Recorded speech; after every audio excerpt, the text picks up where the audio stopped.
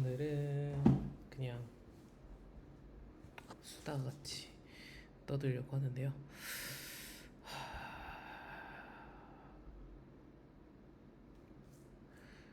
논술 이제 준비하시는 분들이 계실 것 같은데, 논술은 누가 써야 될까? 그런 이야기를 좀 해보려고 해요.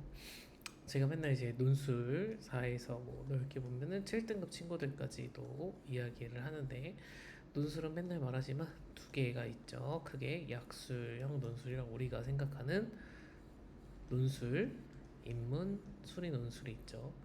약술형 논술은 국어, 수학을 모의고사 형태의 문제를 주관식으로 푸는 거고, 인문은 글쓰기 하셔야 되는 거고요. 학교에 따라서 영어 지문이 나오는 학교도 있고, 그죠?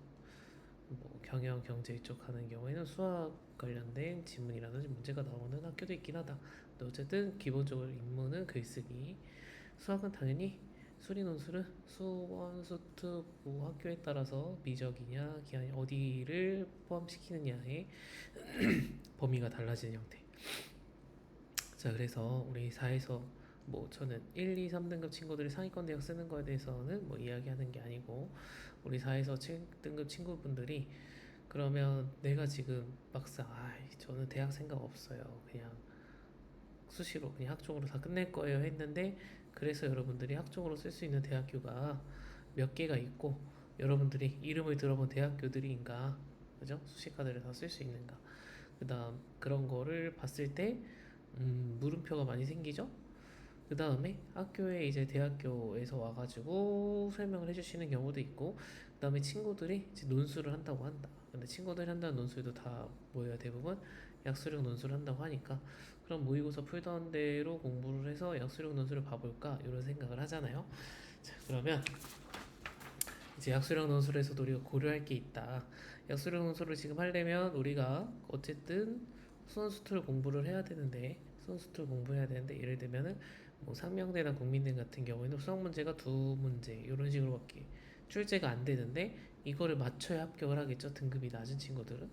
왜? 서울권에 있는 대학교니까 당연히 그 3친구들도 수시로 학종으로 애매하게 생기고 잘 안 돼 있는 친구들은 쓸 생각할 거 아니에요. 그러면 수원 수투를 국어는 대부분 다들 맞춘단 말이죠. 어. 약수령 논술에서 국어는 대부분 맞춘다. 국어는 제가 4, 5등급 친구들 와서 테스트해도 국어는 다 풀어요. 근데 수학은 모르겠대요. 그래서 대부분 수학 때문에 고민을 많이 하고 수학 공부를 많이 시간 투자를 해서, 네, 누가 수원 수투를 준비해서 맞추냐 싸움인데, 그러면 내가 다른 친구들보다 수원 수투를 해서 두 문제를 맞출 수 있는가? 그래서 수원 수투가 지금 현재 되어 있는가? 안 되어 있다면 내가 이거를 해내기 위해서는, 맞추기 위해서는 얼마만의 시간이 필요하겠는가? 이런 부분이 필요합니다. 근데 얼마만의 시간이 필요하겠느냐는 사실 시간은 다 있죠. 안 해서 그런 거지. 그죠? 안 해서. 음. 우리는 시험 때 상대 평가로 하잖아요. 그러면 나 하고 있어요, 노력하고 있어요, 공부하고 있어요는 기준이 안 돼요. 절대 값이 아니란 말이에요. 그죠? 우리 같이 시험 보는 친구들이 다 비슷한 출발점에서 수원수투를 하는데, 그냥 똑같이 고만고만하게 하면 고만고만하게 한 친구들은 떨어지겠죠. 고만고만하게 안 한 친구가 합격을 하는 게 당연할 거고, 그렇기 때문에 상대평가를 하는 거고, 그렇 마지막에라도 열심히 해서 실력을 갖춘 학생을 뽑기 위해서 약수령 논술로 보는 거고, 그 커트라인의 기준이 저는 수학 문제라고 생각을 합니다. 네, 그래서 일부 대학교에서는 최저도 없이 약수령 논술로도 뽑잖아요. 네, 최저도 없이 뽑는데 수학을 못 풀면은 안 되겠죠? 그죠? 그래서 국어는 다 맞춘다고 생각을 하고, 그러니까 다른 친구들도 국어는 현재 다 맞추는 상태고, 수학을 다 맞추고 안 맞추고의 싸움이 약수령 논술이라고 생각을 하시고 해주시면 되겠고, 그 다음에 시험 보는 날짜가 수능 이후냐 전이냐에 따라 다릅니다. 그러니까 수능 전에 본다라는 건 지금 이제 9월에 원서 접수를 하면은 뭐 상명대가 10월 말, 상명대랑 서경대가 붙어 있는 것 같은데 상명대랑 서경대가 같은 그 주말에 보는 것 같거든요. 서경대 약수령 논술 보는 서울권 대학 두 개가. 그래서 토요일 일요일에 본다. 그러면은 얘네 둘은 사실 지금 날짜가 겹치잖아요. 근데 이거는 따로 또 한번 확인을 해봐 주세요. 제가 이제 봤는데 잘못 기억하는 걸 수도 있으니까. 둘이 만약에 날짜가 겹친다. 날짜가 겹친다. 그러면 어떻게 해야 돼요? 어, 나는 약수령 논술을 공부했지만 둘 중에 하나를 써야 되고, 그리고 수학에 상명은 수학 문제가 적은데 서경은 수학 문제가 좀 더 많거든요. 대신에 커트라인 점수도 좀 더 낮아요. 어, 수학 문제가 가천도 많이 보는데 수학 문제가 많으면 합격 평균 커트라인이 대신 낮다. 근데 수학 문제가 적으면 합격 커트라인이 높아요. 이건 무슨 말이에요? 수학에 대한 준비가 다 제가 늘 말하는 거죠. 우리 같은 등급대 친구들이 한다라고 하면은 지금 현재 실력이 고만고만 비슷한 출발점에서 한다. 누가 지금부터 열심히 해서 이 부족한 실력을 채워갖고 합격을 하느냐, 이 싸움을 하는 겁니다, 우리 여러분. 그러니까 어디 대학 쓸지 고민하고 있을 시간에 일단 수원 수투를 하고 있어야 되고, 네, 수특을 하고 계셔야 되고 수특 난이도까지 해야지 네, 우리가 이 두 문제 싸움에서 맞춰서 상명대라는 데를 도전해보는 걸 고려할 수가 있고, 그 다음에 국민대 같은 경우에는 최저가 있기 때문에 그러면 나는 수학 공부를 한점 하니까 최저를 위해서 수학 플러스 여러분들이 절대평가인 영어도 당연히 더 공부를 해야 된다. 그죠? 최저를 맞추기 위해서 우리는 절대평가 과목을 안 하는 짓은 멍청하고, 서울권 대학을 도전해 서울권 대학을 갔는데 영어 공부를 안 한다는 건 더 말도 안 되는 선택이죠. 네. 여러분들은 공부할 시간이 충분히 있기 때문에 나 국어 수학만 해서 약수령 논술 대비하기도 했는데 영어 안 되는데요. 이거는 핑계겠다. 그죠? 여러분들 3년 동안 3년째 공부한 내용을 보는 건데 3년째 공부한 거를 그 중에서도 과목만 추려서 세 과목만 공부하는데 공부하기 힘들어요라는 거는 진짜 말도 안 되는 핑계다. 그죠? 그리고 난이도가 정해져 있는데 그 난이도를 여러분들 수능 난이도에 맞춰서 그 수능 특강이라는 문제집 난이도가 정해져 있는데 그거 하는 거 어렵다고 하는 게 말이 안 된다. 학교에서도 해줄 거고 학원에서도 해줄 거고 인강도 있고 여러분들이 모르는 문제들 충분히 물어보고 듣고 하면서 공부할 수 있는 길이 널리고 널리고 널렸는데 네, 그런 핑계는 말이 안 되기 때문에 네, 아무튼 말이 조금 새 나가긴 했는데 어쨌든 약수령 논술은 국어는 다들 맞춘다고 생각을 해야 됩니다. 국어 만점, 국어는 그냥 기본값이 디폴트 값이 다 맞아. 그 다음에 내가 수학, 수원, 수투를 해서 얼마나 맞출 수 있겠는가, 나에게 지금 필요한 시간이 얼마나 되는가, 수능 전에 보는 대학교를 도전할 수 있는 상태인가, 그 다음에 최저까지도 고려할 수 있는 상태인가 아닌가 라는 거, 요거를 따져 보셔야 됩니다. 요거 안 하고 그냥 친구들 쓰니까 쓰겠다. 국어 풀만하네 한다고 쓰지 마십시오. 국어는 그냥 다 맞춰야 되는 거기 때문에 수학이 풀만해야 되고 수학을 어느 정도 몇 문제에 손을 댔다. 그래야 고민을 하고 써볼 수 있는 거다라는 거 알겠죠? 수학에 나는 자신이 없어 하는 친구들은 사실 수학 문제가 많은 학교 가천대를 도전하는 게 저는 맞다고 생각을 합니다. 왜냐하면 같이 어려워서 같이 못하는 애들이 많고 그래서 합격 컷이 낮기 때문에 내가 해내야 되는 영역의 그 문제 수도 사실 적은 거예요. 근데 상명대나 이런 데처럼 수학 문제가 두 문제밖에 없다. 인문 친구들 같은 경우 수학 문제 두 문제밖에 없다. 그럼 이거 맞춰야 합격인데 이거 한 문제라도 못 풀면 안 되는 거죠. 합격 가능성이 없는 거죠. 네.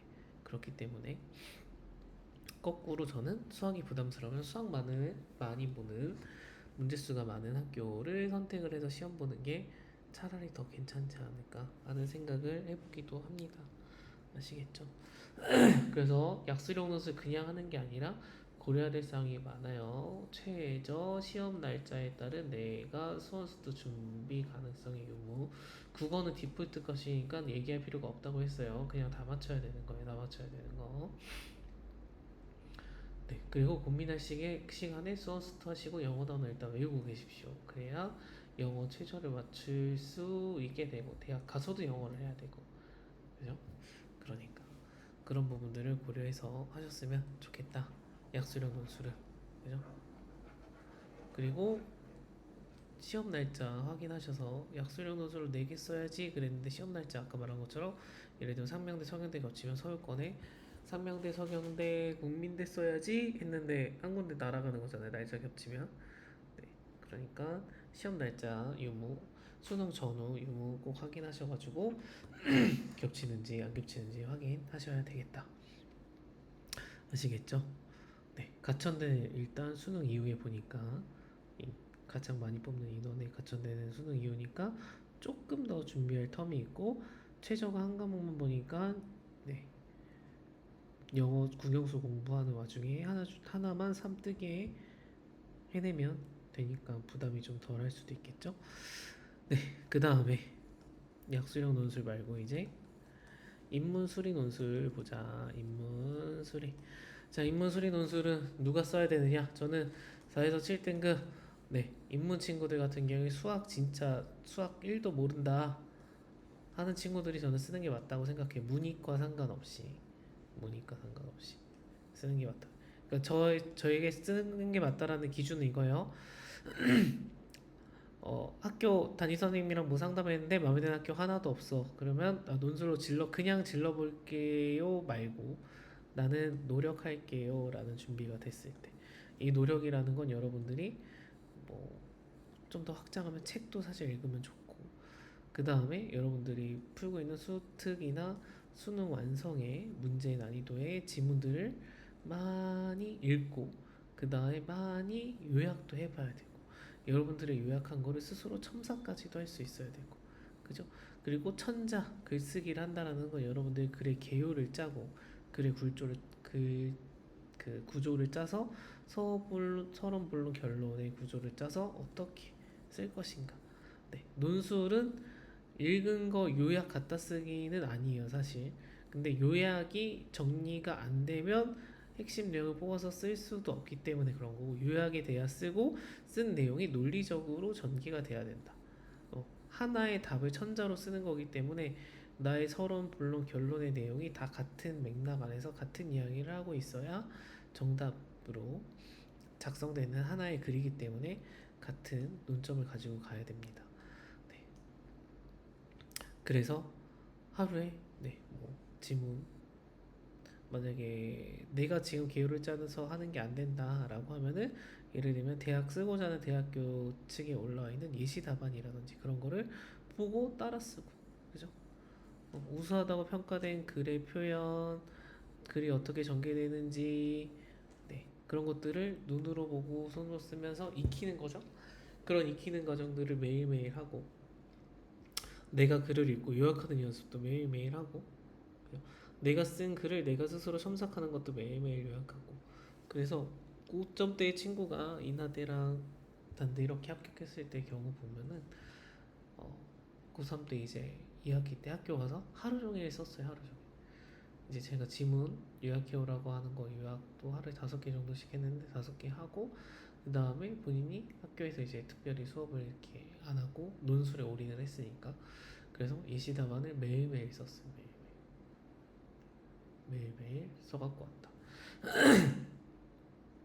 우리가 할 수 있는 노력들이 그런 거다. 그 노력이라고 하는 건 그거예요. 학교 갔다 와서 학원에 와서 수업한 거 예를 들면 저랑 하는 친구들 같은 저랑 수업하고 숙제 제가 내준 숙제만 한다 그거 노력 사실 아니다. 숙제 내주는 건 뭐예요? 안 내주면 안 하니까 이거라도 하라고 이만큼이라도 하라고의 최소한이잖아요. 그죠?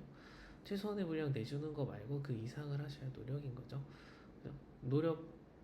노력이라는 단어를 값싸게 갖다 붙이지 않고 하실 분들 하실 분들이 하셔야 된다. 우리 성적이 6, 7이라는 건 뭐 내신뿐만 아니라 모의고사 둘 다 그렇다라는 건 노력을 사실 안 한 거죠. 글 읽고 연습하고 하는 것들 했으면 사실 7등급까지는 6, 7이면 공부를 진짜 안 한 거니까 손을 놓고 있었던 거니까 물론 어릴 때부터 글을 하나도 안 읽어서 진짜 글이 안 읽혀 그런 친구도 있을 수 있겠지만 그러면 글을 읽기 위한 노력을 얼마나 했는가 우리가 생각하는 노력이라는 단어의 무게에 맞게 했는가 이런 것들 고려를 해봐야 된다. 아무튼 그래서 저는 4에서 7등급 수학 하나도 모르는 친구들이 쓰는 전형이 맞다고 생각을 합니다. 수학을 모르는 친구들이 쓰는 전형이에요. 수학을 모르는 친구들이 그 친구들은 저기 뭐냐 문이과 상관없이 다 써야 된다고 생각하는 전형이다. 다 해볼 수 있는 마지막 도전이 인문 논술이라고 생각을 한다. 근데 인문 논술도 예를 들면 아주대 같은 경우에는 경쟁률이 미친 듯이 높다. 그런데 이제 택도 없는데 쓰라는 게 아니라 여러분들이 실제 경쟁률이랑 이런 걸 봐서 논술 전형으로 있다고 해서 썼지만 실제 경쟁률 때문에 빠져서 뭐 25에서 30대 정도일 되는 학교 정도까지를 마지막으로 한번 도전하는 거예요. 합격 가능성이 무조건 있다라는 게 아니라 여러분들의 성적에서 쓸 수 없는 대학 중에서 수학을 도저히 안 되겠다고 하는 친구들 같은 경우에 마지막으로 해볼 수 있는 도전의 영역이 이 정도 경쟁률까지라고 저는 생각을 하는 거고, 네, 그렇다고 하면은 이 경쟁률을 극복할 만큼의 노력을 할 준비가 되었을 때 하셔야 된다. 매일매일 글 쓰는 거. 네, 하루에 뭐 5시간이요. 학교에 있는 시간 몇 시간이야? 1, 2, 3, 4교시, 5, 6교시, 7, 고등이니까 7, 8, 7교시 예를 들면 하면은 뭐 대여섯 시간은 글을 계속 읽고 쓰고 하는 거죠. 그죠? 학원에 와서 하고 집에 와서 쓴 글 첨삭하면서 또 두세 시간 보고. 네, 그렇게 할 수 있는 친구들이 도전을 하는 거고, 난 그렇게 공부 안 할래. 그렇게 공부는 못 할 것 같다. 그러면은 안정 지원하시면 되는 거예요. 알겠죠? 제가 말하는 조건은 수학이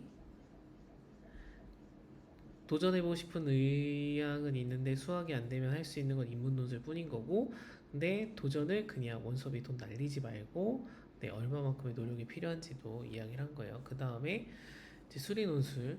수리 논술은 수학 포기 안 하고 수원, 수투, 미적, 기하 다 이게 건드린 친구들을 말하는 거죠. 수리 논술 우리가 인하대나 이런 데 보면은 수리 논술로 합격한 친구들이 일반고입니다. 일반고. 그거는 대학 알림이에 들어가서 공시 정보 검색해서 들어가시면 합격한 논술 전형을 합격한 학생들의 출신 고등학교가 다 나오거든요. 비율이. 네, 그러면 네, 과학고 없다라는 거 확인하실 수 있습니다. 근데 우리는 논술 전형, 수리 논술 특기 맨날 유튜브에서 보죠. 수리 논술은 몇 등급만 쓰는 거라고요? 4, 6등급이 쓰는 게 아니라 1, 2등급만 쓰는 거래요. 자, 그러면 이 내신이 4, 6등급인 친구들이 다 모의고사가 1, 2등급이라서 인하대 수리 논술을 쓰고 아주대 수리 논술을 쓰고 하는 걸까요? 그죠? 저는 일반고 친구들의 내신이 4, 6등급인데 수리가 1, 2등급이다라는 거는 정말 흔하지 않은 경우라고 생각을 합니다.